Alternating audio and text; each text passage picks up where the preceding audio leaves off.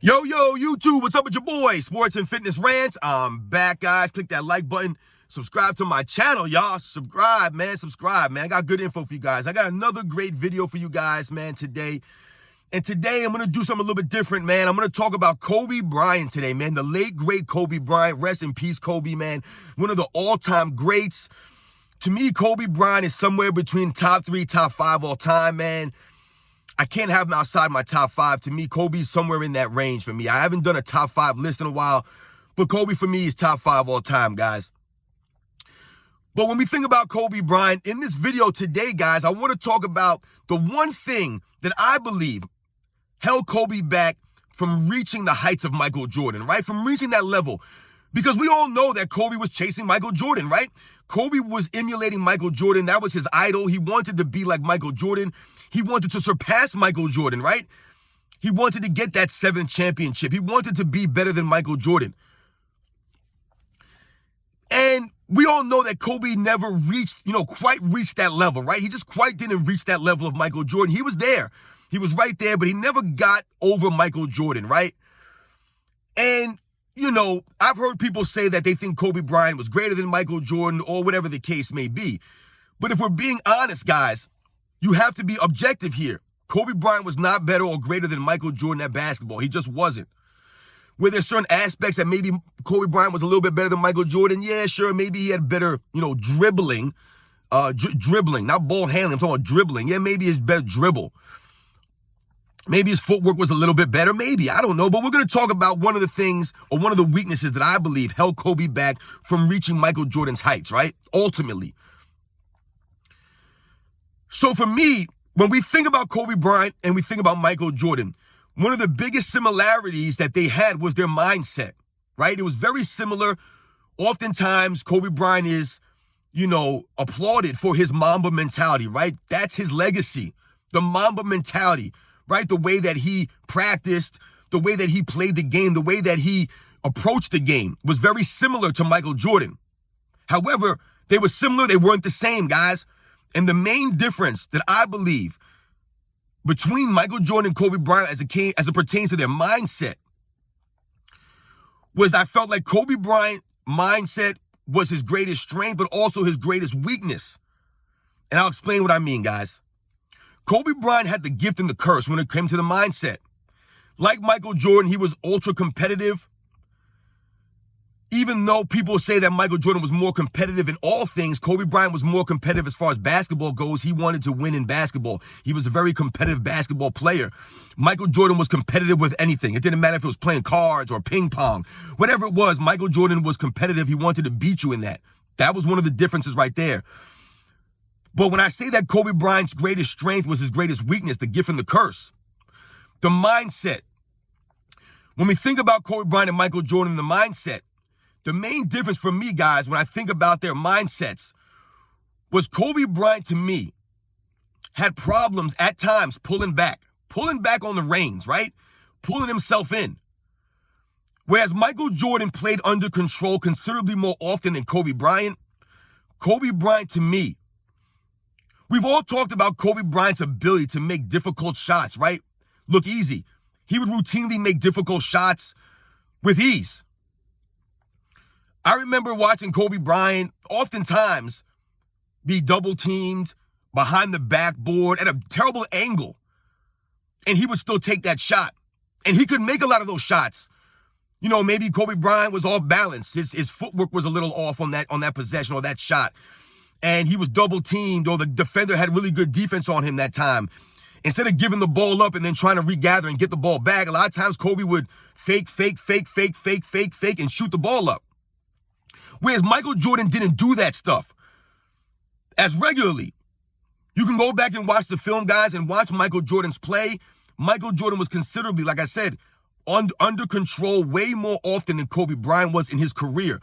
That was Michael Jordan's strength. Was his mind. He was able to pull back. Michael Jordan was able to play under control more often, where he didn't take a lot of those bad shots off balance behind the backboard. One of Michael Jordan's greatest strengths was his creativity.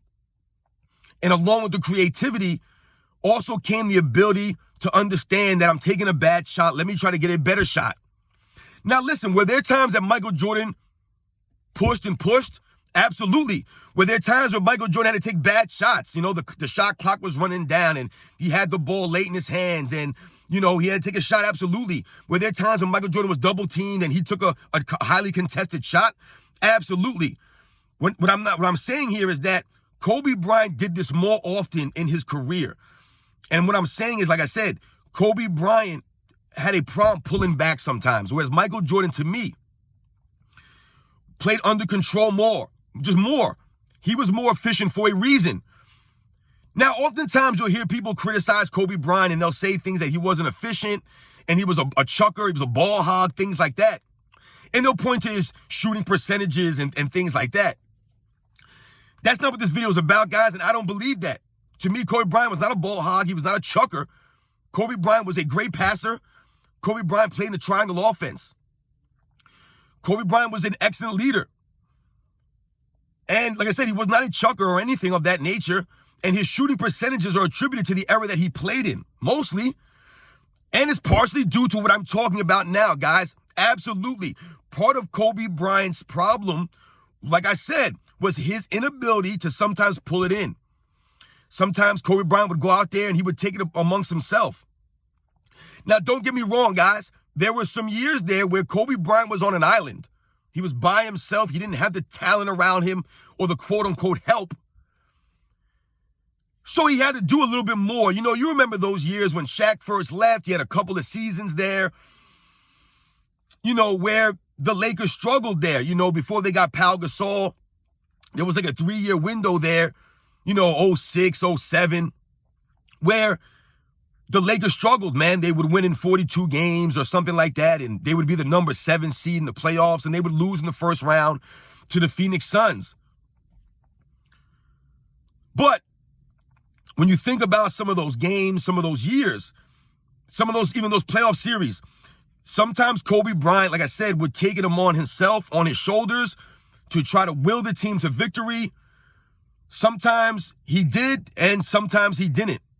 And like I said, for me, the mindset for Kobe was his biggest strength and his biggest weakness because he was chasing Michael Jordan, right? We all know that. He was chasing Michael Jordan's greatness. That's what he was attaining to be.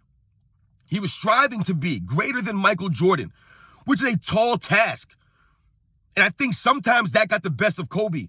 Whereas, you know, he's chasing Michael Jordan and in his mind, he's so competitive and he's going to take those shots. Right? Like I said, he's going to be behind the backboard with 2 defenders on him and no place to go. He's going to take that shot. And to Kobe's credit, he would hit these shots. And that was also part of the problem. Because Kobe was such a bad shot maker, you know, oftentimes you've heard people say that Kobe Bryant was one of the greatest bad shot makers in NBA history. I don't know how you can judge that or rank that, but I would say that's a valid statement. And that was part of the problem also. Because he knew that he could make these shots. He did have really great, excellent footwork. But oftentimes, Kobe Bryant would be in bad spots, and he would still take these shots instead of giving the ball up and then trying to get the ball back. And like I said, regathering himself, you know, repositioning himself, and then going.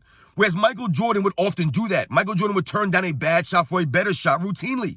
That was one of Michael Jordan's greatest strengths that people don't talk about when we think about efficiency.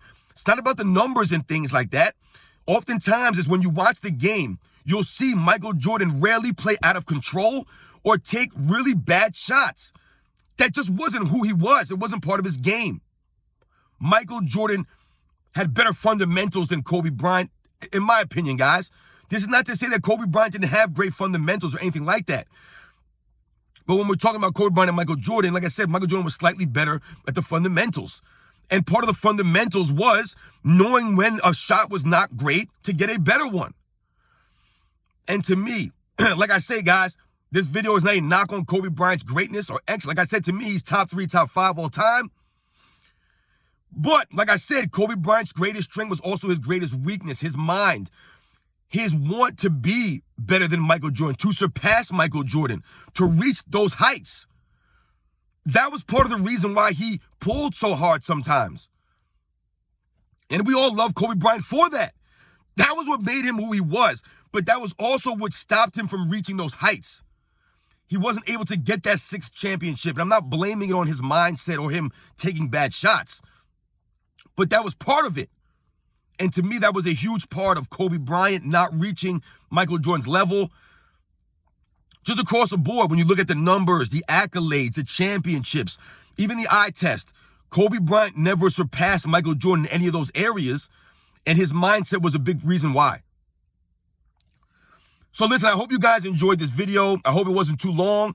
And I hope you guys understand what I'm saying about Kobe Bryant's mindset and how it was not necessarily a negative, because that's what made Kobe Bryant who he ultimately became. Like I said, to me, he's top 3, top 5. Some people don't think he's top 5. Some people don't even think he's top 10. Whatever. Everybody's got their own opinions. But for me, when I'm making this video, in my mind, Kobe Bryant's a top 5 all-time great. But to me, he could have been even greater, but the mindset got in the way. But on the flip side, like I said, his mindset is what made him who he was. So I wouldn't change anything about Kobe Bryant's career or his legacy. To me, like I said, Kobe Bryant is a legend, man, all-time great.